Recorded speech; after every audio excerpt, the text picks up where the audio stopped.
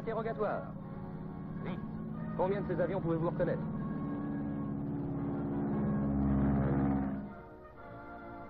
Prenons-les un à un.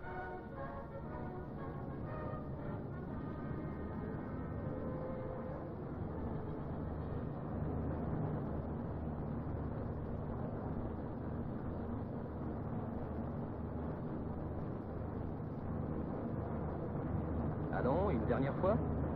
Le Metchaux est reconnaissable par la forme allongée de son nez, ses gros fuseaux surbaissés qui interrompent le bord de fuite, et ses deux grandes dérives anguleuses.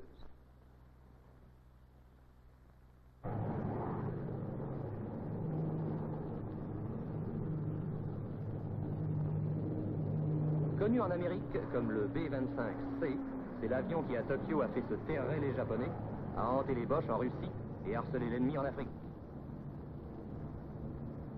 C'est en somme un avion de bombardement des plus actifs.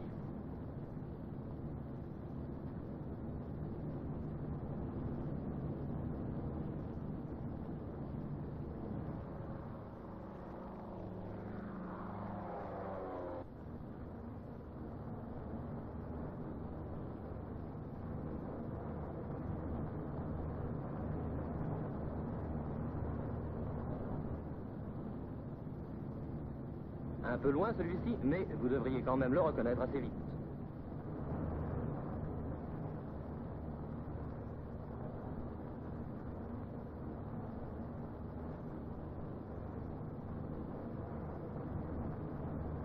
Voyons, c'est facile.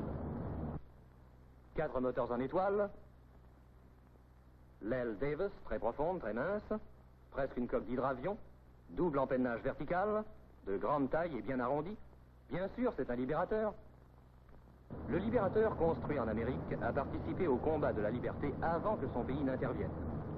Déjà au début de 1941, il transportait au-delà de l'Atlantique des cargaisons de matériel de guerre.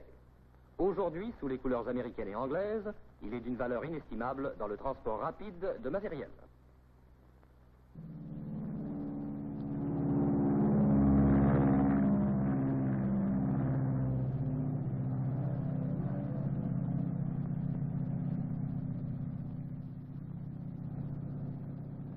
Cet avion de haute altitude a une tourelle de tir à mi-longueur et en arrière, et 3 mitrailleuses à l'avant.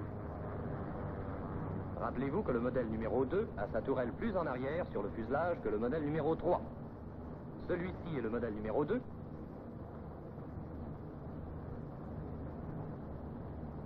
Et voici un libérateur avec la tourelle plus en avant.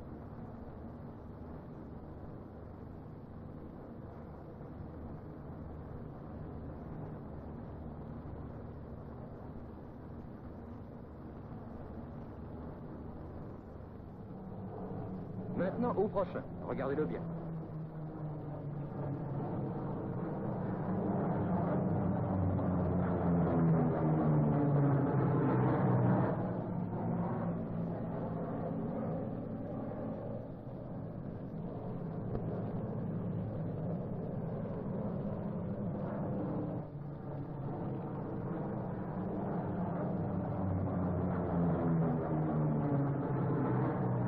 Oui, regardez bien car vous ne voyez pas d'où.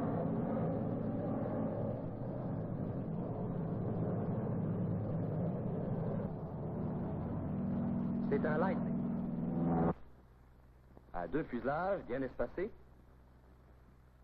des protubérances carénées sur les côtés, des empennages verticaux en ovale. Un appareil remarquable, le Lightning.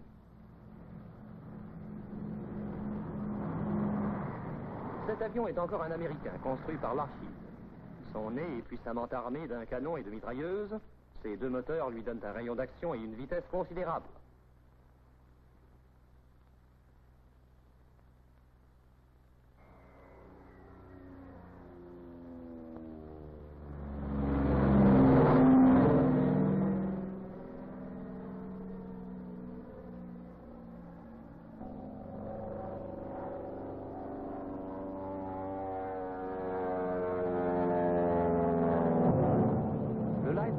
Chasseur d'accompagnement à long rayon d'action et ces turbos en font un appareil idéal pour escorter les avions de bombardement dans leur raid de jour à haute altitude.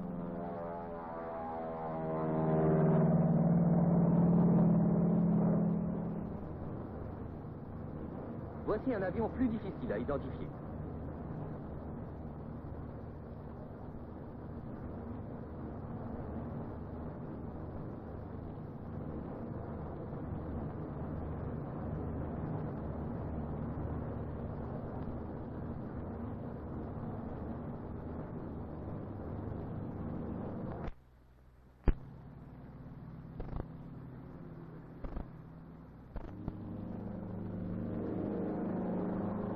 De côté, une autre marque distinctive, l'empennage.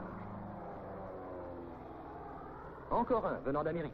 Le B-26 ou le Martin Maraudeur a été spécialement conçu pour la production en série et la destruction en série est son affaire. C'est un avion de bombardement moyen, bien connu en Nouvelle-Guinée et en Australie, où il règne en...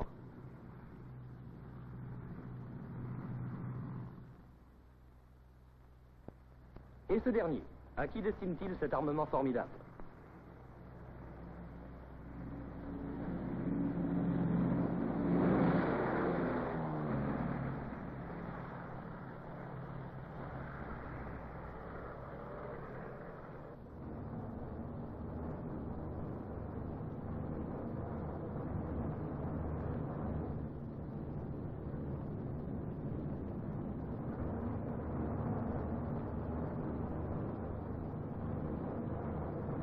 Oui, vous avez deviné, c'est une forteresse. 4 moteurs en étoile, une aile profonde, bien effilée. Cette grande dérive qui se prolonge presque au milieu du fuselage en fait une forteresse modèle numéro 2.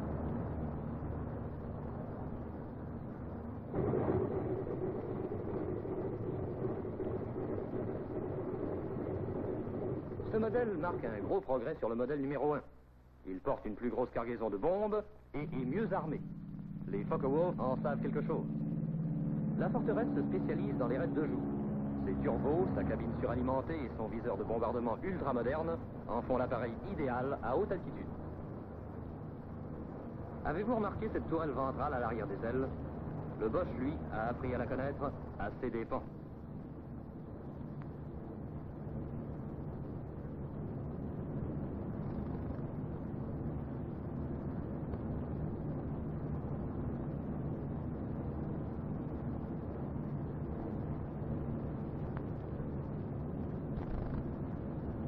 Rassemblons donc notre équipe américaine.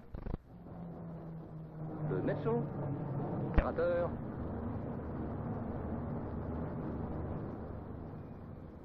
Le Lightning.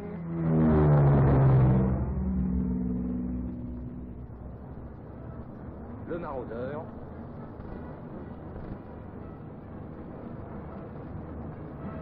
Et la forteresse numéro 2.